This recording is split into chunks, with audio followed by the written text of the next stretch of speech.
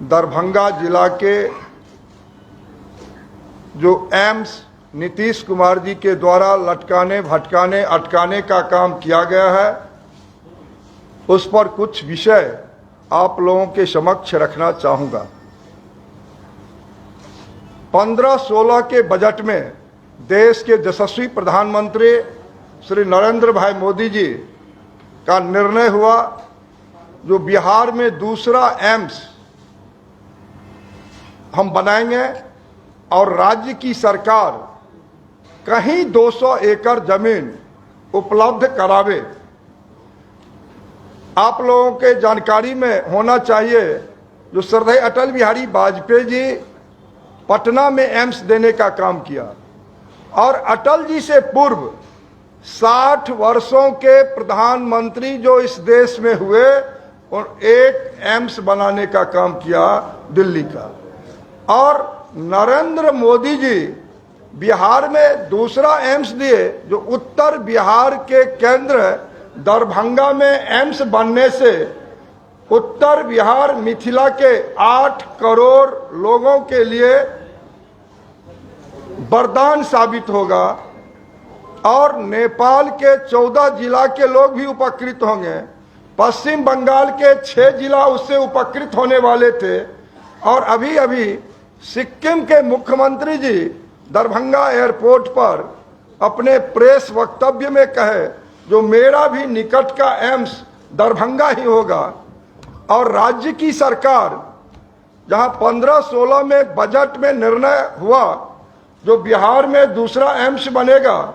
तो राज्य सरकार 15, 16, 17, 18 भारत सरकार में उस समय में आदरणीय जेपी नड्डा साहब स्वास्थ्य मंत्री हुआ करते थे, दर्जनों पत्र बिहार सरकार को दिया और बिहार सरकार कोई सुध ही नहीं लिया और कोई जवाब उस पत्र का नहीं दिया भारत सरकार को। और फिर जब हम लोगों के साथ नीतीश कुमार जी का अलायंस होता है तब नीतीश जी दरभंगा डीएमसीएच अपग्रेड करने का प्रस्ताव भारत की सरकार को भेजने का काम करते हैं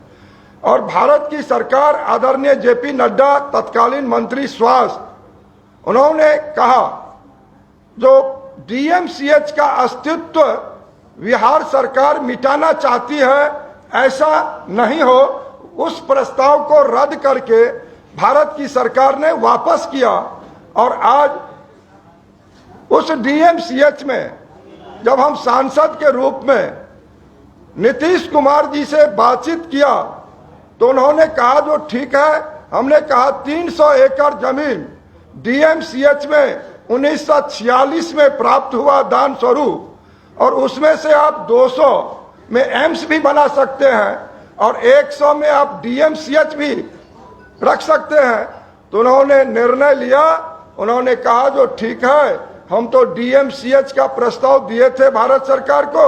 और आप यदि कह रहे हैं तो हम 200 एकड़ जमीन देंगे और 200 एकड़ जमीन कैबिनेट करके सालों लगा दिया भेजने में, जबकि 15 सितंबर 2020 आदरणीय देश के यशस्वी प्रधानमंत्री अपने कैबिनेट से 1264 करोड़ 750 बेड कैबिनेट करके देते हैं और इस सालों लगाए यहाँ से जमीन देने में। और जब जमीन 200 एकड़ कैबिनेट करके भेजते हैं तो फिर समीक्षा बैठक में इन्होंने कहा जो हम 150 एकड़ ही एम्स को देंगे, रेस्ट 50 एकड़ इसमें से डीएमसीएच को देंगे। उसमें इनका तर्क था जो दरभंगा डीएमसीएच में से 73 एकड़ जमीन अतिक्रमण हो चुका है और 73 एकड़ जमीन राज्य की सरकार के अनदेखी के चलते अतिक्रमण हुआ और जब इनको 227 उसके बाद बच रहा था तो इन्होंने कहा 50 एकड़ हम इसमें से देंगे। तो भारत की सरकार को हम लोगों ने मनाया, हम लोगों ने कहा जो 150 एकड़ में ही आप डीएमसीएच में उस परिसर में जहां 81 एकड़ लो लैंड था, हमारे आदरणीय स्वास्थ्य मंत्री उस समय के मंगल पांडे जी थे, आदरणीय वित्त मंत्री उप मुख्यमंत्री तारकिशोर जी थे, तो वित्त मंत्रालय ने 13 करोड़ रुपया सैंक्शन करके दिया उस डीएमसीएच में 81 एकड़ जमीन मिट्टी भराने के लिए लोलैंड, और जब मिट्टी का भराई हो जाता है तब ये समाधान यात्रा में जाते हैं और दरभंगा में व्यवधान पैदा करके आते हैं और कहते हैं जो यहाँ पर एम्स अब नहीं बनेगा, एम्स अब बनेगा शोभन में। उससे पहले इन्हीं के एक एक्स एमएलए वो कहते हैं जो नहीं अशोक पेपर मिल में एम्स बनेगा, और अशोक पेपर मिल वो कोर्ट के चक्कर में वर्षों से पड़ा हुआ है, वहां भी पानी ही पानी वाला क्षेत्र है। तो फिर हुआ जो शोभन, शोभन 30 फीट 2 बांस लेया जमीन है, जिस पर हम नहीं कहते हैं, उन्हीं के 20 सांसदों ने लिख करके लेटर पैड पर देता है आदरणीय प्रधानमंत्री जी और स्वास्थ्य मंत्री जी को, जो वो तो लोलैंड है, यहाँ पर शोभन में एम्स बनेगा नहीं, अब इसको आप सहरसा कर दें। ऐसा पत्र इनके सांसदों के द्वारा, महागठबंधन के सांसदों के द्वारा लिख करके प्रधानमंत्री जी को दिया जाता है। और फिर इसी विधान परिषद के सदन में माननीय विधान परिषद प्रेमचंद्र मिश्र जी उठाते हैं जो शोभन में अध्यक्ष महोदय हम मुख्यमंत्री उप मुख्यमंत्री जी को आगाह करते हैं, जो शोभन तो लोलैंड है, इसमें तो एम्स बनेगा नहीं, ये तो लटकाने भटकाने अटकाने का काम आप लोगों के द्वारा किया जा रहा है। तो कहीं और जमीन आप लें और वहां पर एम्स का निर्माण करावे, एम्स के साथ कोई राजनीति न करे, यह बात कांग्रेस पार्टी के वरिष्ठ विधान पार्षद विधान परिषद में रखते हैं। तब फिर आनंद फानन में मुख्यमंत्री बिहार नीतीश जी निर्णय लेते हैं, जो अपने कैबिनेट से जो डीएमसीएच का जो हम कैबिनेट करके दिए हैं एम्स के लिए, उसको रद्द करते हैं। फिर वहां पर कैबिनेट करके 3100 करोड़ रुपया का निर्णय लेते हैं, जो बागमती को हम उड़ाही करेंगे, यहाँ बगल में एम्स का निर्माण करेंगे।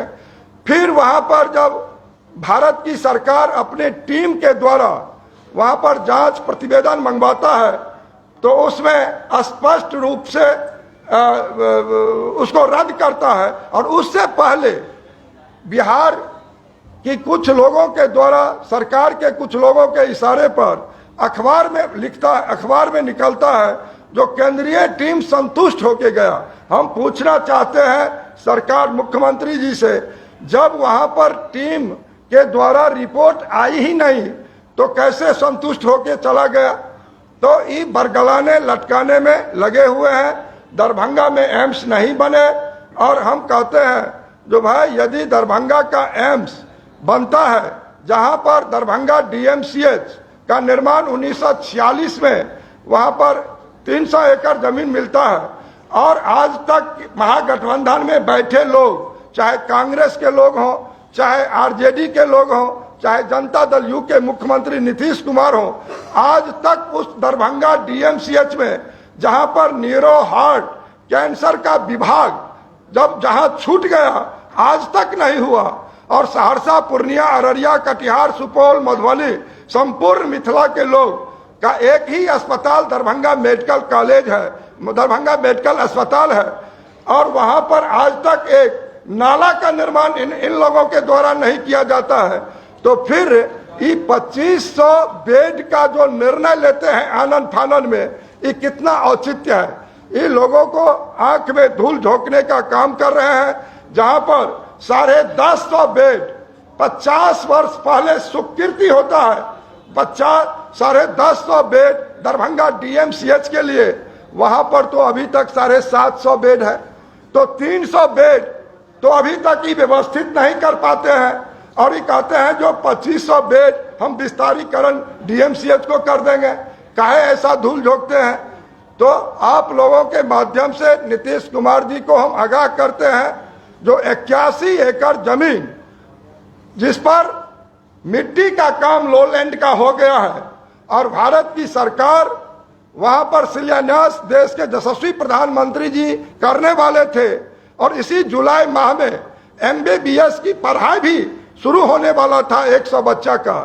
तो आपने कुठारघात मिथिला के साथ किया। मिथिला के लोग आपको माफ नहीं करेंगे, अन्यथा वहां पर आप दरभंगा में एम्स का निर्माण 81 एकड़ उस जो लोलैंड मिट्टी का भरा हुआ है वहां पर आप 81 एकड़ में एम्स का निर्माण करावे और आपका जो 73 एकड़ जमीन नहीं मिल रहा है उसको आप खोज करवावे और जो विस्तारीकरण करें, चाहे आपको जो करना है वो आप 73 एकड़ जमीन का खोज करके करवावे। हम स्पष्ट रूप से आप लोगों को कहना चाहेंगे, जो 1933, 38 और 65 में दरभंगा डीएमसीएच का भवन बना